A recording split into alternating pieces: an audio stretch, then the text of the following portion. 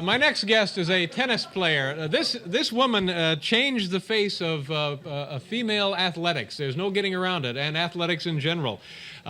She has won the Wimbledon singles title an amazing 6 times, along with every other major tournament in the world. She will be competing in the Virginia Slims tournament at Madison Square Garden February 28th through March 4th. We're very happy to have her here tonight. Please welcome Billie Jean King.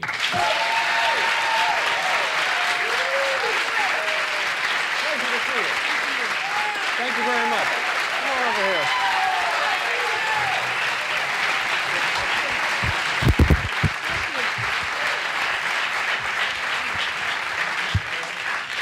Thank you very much for being here, and I mean it when I spoke to you earlier. I have been watching you play tennis and have enjoyed you both on the court and what you stood for off the court as well for a long time. I thought you were going to say something else. No. When I said that you have changed the face of female athletics, that's probably too limiting. I mean, you really changed an entire sport, didn't you? I don't know. I wonder what Muhammad Ali would have to say about that. We'd have to ask him. He'll tell me. Yeah, but I mean, you went in with the attitude that women, for doing the same job, ought to be paid the same as men. The purses ought to be equal, right? No, actually, I don't believe in that. I believe in that you can do the best you can do in your marketplace. I don't really compare notes that way.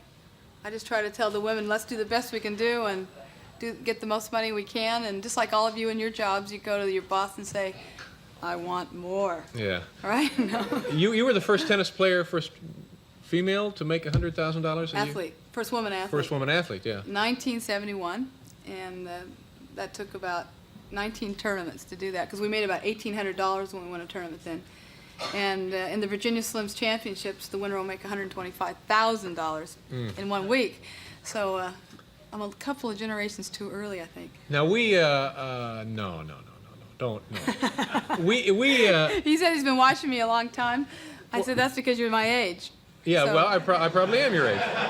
You know, I mean... Now, how old are you? I'm 40. Well, I'm 36, so it's pretty much... Oh, you're a baby. Oh, yeah, I'm a baby, sure. I would like to be 36 again. I would think I had a lot more... How are your knees? They all right? They're fine. Nice and scarred. They're okay. Are they really, like, zippers on them and stuff? Oh, lots of zippers. Railroad tracks, like that. Did you hear about this terrible ear injury I had? What happened? Well, some guy came in here with a whip. It was just the ugliest thing we've ever seen. Cauliflower, he's been boxing. That's right. But you know, when I first started watching you play, it was you, Margaret Court, Yvonne Goolagong. He's dating starting, himself. And Virginia Wade were the three or four that I remember. Right. And now there's just, like every 6 months, there's a new dozen young females playing tennis. That's true. We have about 2,000 women who want to play on the Virginia Slim circuit every year. And we can only really provide an opportunity of about 300 a week, maybe 150 to 300. Just depends on the situation. So we have Jenny tournaments certain places, and then we have the Virginia Slims regular circuit.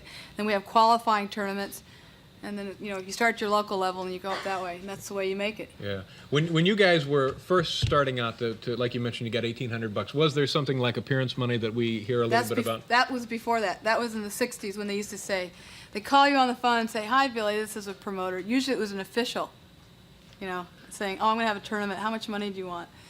And in those days, if you could get $300 or a huge paycheck would be like $1,100. I mean, you'd really cashed in, and plus airfares and expenses. Yeah. That was a big deal. Yeah. So then when we had open tennis in 1968, that changed all that. We got rid of the hypocrisy and the dishonesty, and it was over the table. And then in 1971, with the Virginia Slim Circuit, we had an opportunity to play week in and week out. And that first year, we played for like $350,000. And in '84, this year, there'll be about $11 million for women's tennis. So that gives you an idea of the growth. Yeah. I want to ask you a little bit about recently we had the 10th anniversary of your match in the Astrodome. Oh, yes. Yeah, let's talk a little bit about that with Bobby Riggs and Billie Jean King. Bobby's not here, by the way. He isn't? No. Where is he? We got to go away for a commercial. We'll be right back. Does that song have anything to do with you? Actually, it doesn't. It doesn't? No. Philadelphia Freedom was written for me by Elton John back in 1975. I don't know if you remember. It's been a few years, hasn't it? Absolutely remember it. Now, Anyway. But that was written about your World Team Tennis franchise, That's right? true, but Elton, we were riding in the limo to one of his concerts, and he said to me, "I'm going to write a song for you, and I'm going to dedicate it to you." And I said, "Oh, sure, fine." I'm thinking, sure, no way, Jose. And he said, "No, I am, honest." And I said, "Gee, that's really nice." I mean, I was really overcome by it, and I thought, there's no way it'll happen. Yeah. So next thing I know is he comes with a tape recorder to Denver. We're playing a match. He says, I got the rough mix. I want you to hear it. I want you to hear it.